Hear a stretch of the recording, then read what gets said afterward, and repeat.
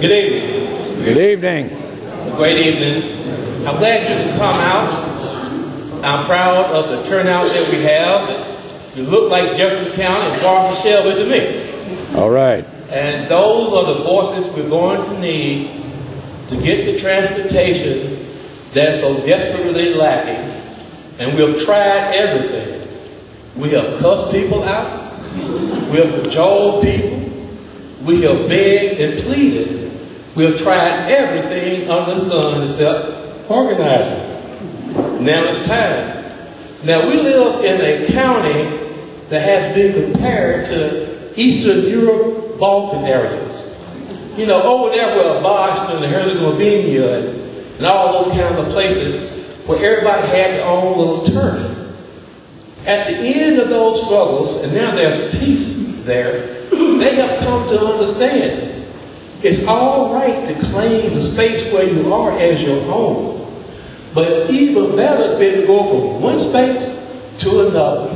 All right. One space to another. From work to home, from home to play, from play to school and back, seamlessly, regularly, without any sense of crisis. And to give you a welcome to this place, this St. Paul United Methodist Church, I bring you our pastor, Reverend Marcus Singleton.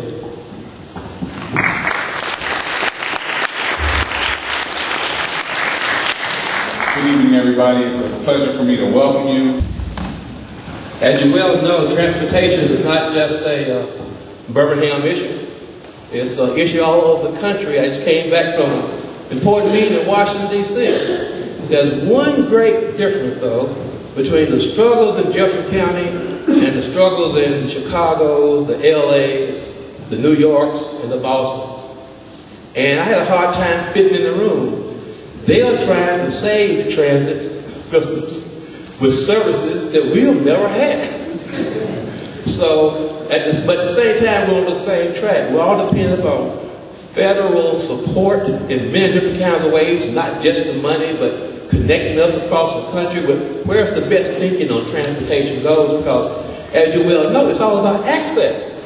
Access. There is a computer term when you're locked up in the computer and you can't reach the website you want to go or where you want to go, called denial of access.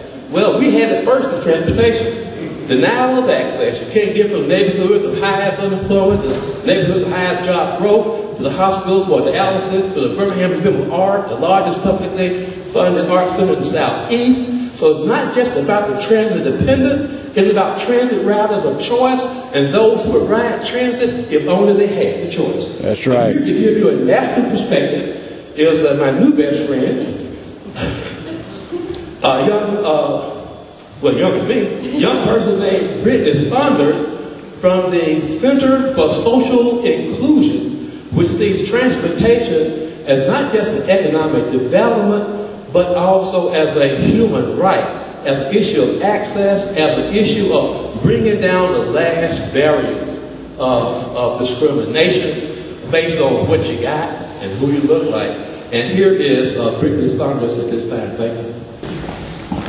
Next, we're going to have, throughout the night, we'll have a series of short vignettes, perspectives on transit and where we go next. So I won't keep you in suspense. Where we think we're headed is having several meetings following this one in the Fairfields, in the different Birmingham communities, in the Hoovers, in the Vestavia, in the places that are local to people. On one end, transit is a local issue, but we have to connect the dots to have accessibility to our entire region. And our next speaker has a unique perspective on transportation. His name is Norman Stoller. He's the former president of Local 725 of the Amalgamated Transit Union.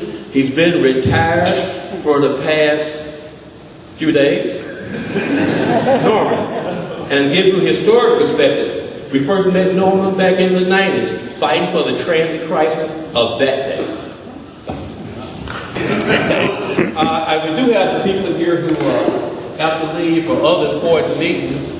Is Representative Todd here? Oh, she should be on the way. There is Representative Marika Coleman. And now, once again, the first part of this meeting is about perspectives.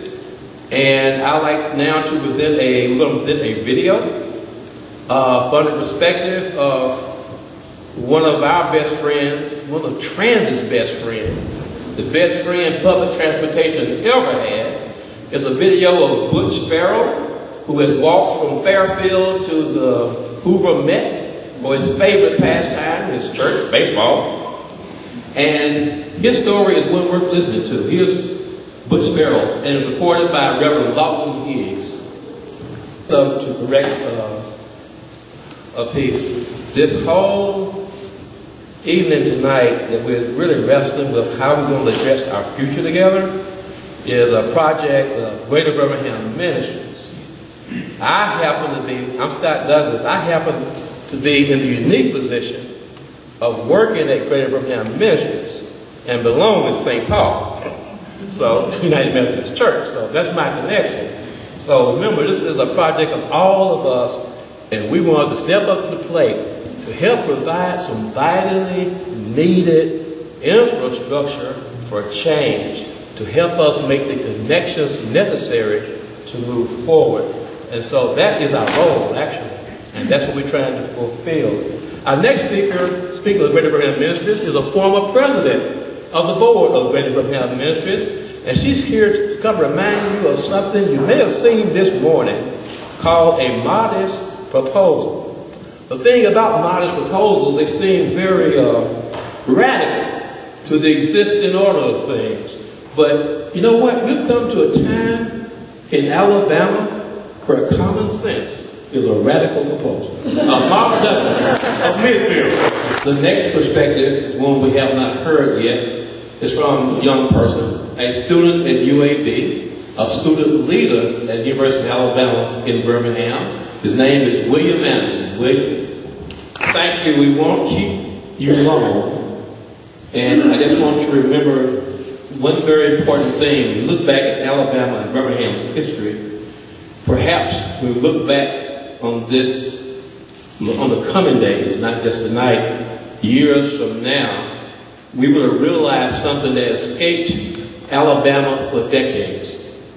When you look at the big improvements of relationships in Alabama, the Voting Rights Act, the Civil Rights Act of 1964, fair housing, we're proud of those accomplishments. We've come so far, we say.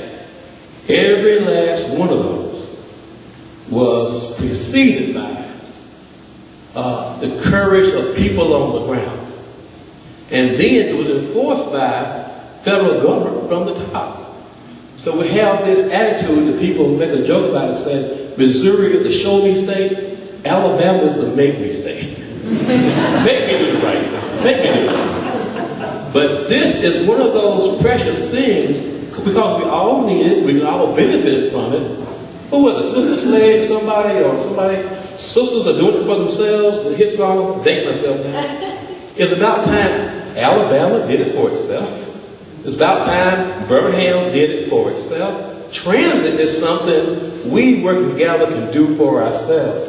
And speaking of doing for ourselves, we rely upon our elected leadership. And we see them as our partners, not our bosses. Our compatriots and build a better community. And one of them I'd like to invite here to say some words is Councilwoman Kim Rafferty. Kim, would you please?